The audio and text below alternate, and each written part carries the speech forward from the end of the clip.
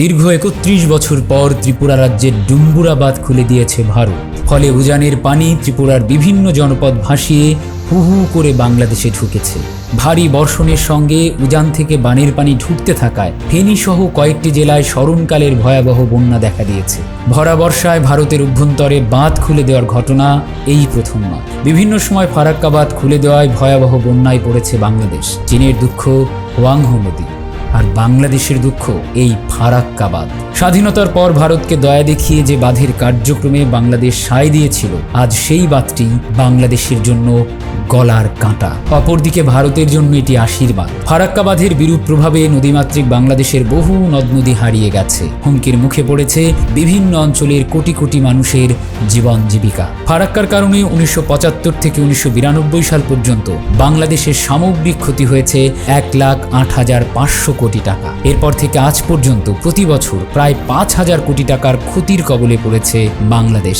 অভিন্ন নদীগুলো থেকে শুকনো মৌসুমে প্রয়োজনীয় পানিটুকু পাওয়া যায় না, অথচ ভরা বর্ষায় ভারত ফারাক্কা বাঁধ সহ সকল বাঁধ খুলে দেয়। এতে আকস্মিক বন্যায় প্লাবিত হয় দেশের নিম্নাঞ্চলীয় সকল এলাকা। প্রাণহানি থেকে জানমালের ক্ষয়ক্ষতি কোনো কিছুই বাদ যায় না। এই ক্ষতিতে ফারাক্কা বাঁধের ব্যাপক ভূমিকা রয়েছে। বহুল আলোচিত এই ফারাক্কা বাঁধের সূত্রপাত হয় ১৯৫০-এর দশকের গোড়ার দিকে। গঙ্গা নদীর ওপর ফারাক্কা বাঁধ নির্মাণের খবর জেনে তৎকালীন পাকিস্তান সরকার এর তীব্র প্রতিবাদ জানায়। পাকিস্তানি প্রতিবাদের উত্তরে ভারত ১৯৫২ সালে জানিয়েছিল যে গঙ্গার বাঁধ নির্মাণ এখনো অনুসন্ধান পর্যায়েই রয়েছে। ১৯৬০ সালে ভারত প্রথম এ ব্যাপারে পাকিস্তানের সাথে বৈঠকে বসে, কিন্তু এ প্রক্রিয়া চলা অবস্থাতেই ১৯৬১-৬২ সালে ভারত গোপনে বাঁধ নির্মাণের কাজ শুরু করে। এভাবে বাংলাদেশের অভ্যুদয়ের আগেই ১৯৭০ সালে ফিডার খাল ছাড়া ফারাক্কা বাঁধের নির্মাণ কাজ শেষ করে ফেলে দেশটি। এদিকে বাংলাদেশ স্বাধীন হওয়ার পর প্রকল্পটি নিয়ে ভারত নতুন করে দেন দরবার শুরু করে। ১৯৭৫ সালে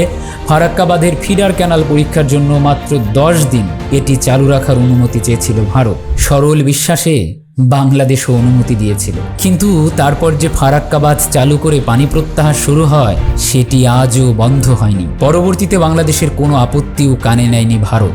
অবশ্য ফারাক্কা নিয়ে বিভিন্ন সময় প্রতিবাদ হয়েছে। অনেকেই জানেন না, ফারাক্কা বাঁধের বিরোধিতা করেছিলেন মৌলানা আব্দুল হামিদ খান ভাসানী। মৌলানা ভাসানীর নেতৃত্বে লক্ষ লক্ষ মানুষ ১৯৭৫ সালে ফারাক্কা বাঁধের বিরুদ্ধে লং মার্চ শুরু করে। ফারাক্কা বাঁধ চালু হয় প্রয়াত রাষ্ট্রপতি শেখ মুজিবুর রহমানের আমলে। পরবর্তীতে চাপের মুখে ভারত বাংলাদেশের সাথে একাধিক পানি চুক্তি করলেও তারা কোনোদিনই সেই চুক্তি মোতাবেক বাংলাদেশকে পানি দেয়নি। ১৯৭৬ সালে রাষ্ট্রপতি জিয়াউর রহমানের আমলে বিষয়টি আন্তর্জাতিক ফোরামে উত্থাপন করা হয়। এরপর পানি বন্টনের ক্ষেত্রে যে অর্জন আসে, পরবর্তীকালে হুসেন মোহাম্মদ এরশাদের আমলে সমঝোতার মাধ্যমে সে অর্জনকে দুর্বল করে ফেলা হয়। ১৯৭৭ সালের পানি চুক্তিতে গ্যারান্টি ক্লজ থাকায় এ অর্জন সম্ভব হয়েছিল।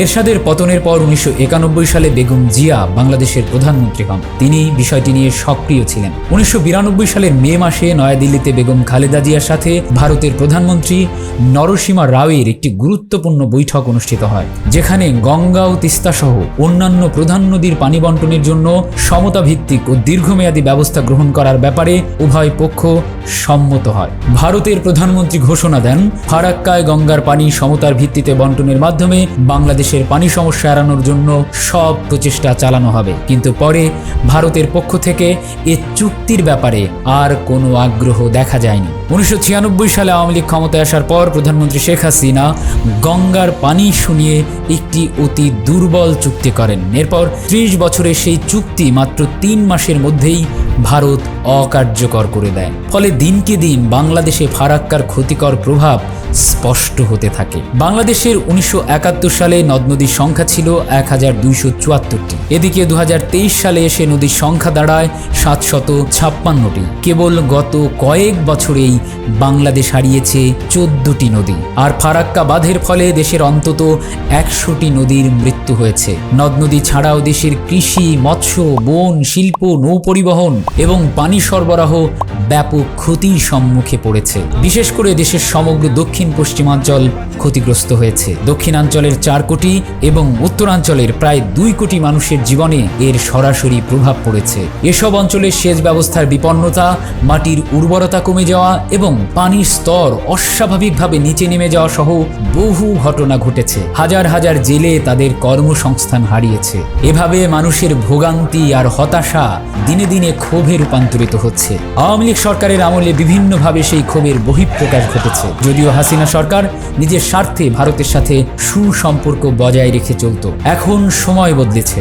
তাই বাংলাদেশের মানুষও চায় ফারাক্কা বাঁধ সহ নদীর পানিবণ্টন ইস্যুতে দেশের স্বার্থ বিরোধী সকল কার্যক্রম বন্ধ হোক। জনগণের এসব চাওয়া পাওয়া না বোঝার কারণেই আওয়ামী লীগ সরকারের বিরুদ্ধে গণ অভ্যুত্থান হয় এবং তাদেরকে ক্ষমতাচ্যুত করা হয়। আওয়ামী লীগ সরকার কিভাবে ক্ষমতাচ্যুত হয়েছিল সে সম্পর্কে জানতে চাইলে আনরেভেল সিক্রেটের এই ভিডিওটি দেখতে পারেন। এতক্ষণ সাথে থাকার জন্য ধন্যবাদ।